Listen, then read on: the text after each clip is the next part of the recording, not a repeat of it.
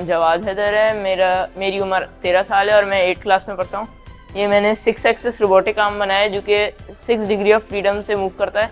इसके अंदर 6 servo Motors लगी हुई हैं जो कि एक एक्यूरेट डिग्री पे मूव करके अपना टास्क परफॉर्म करती हैं।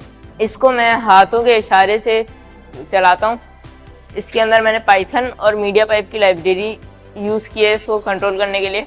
इसको बनाने में तकरीबन 2 से 3 माह का टाइम लगा। ये हाथों के इशारे से चलता है।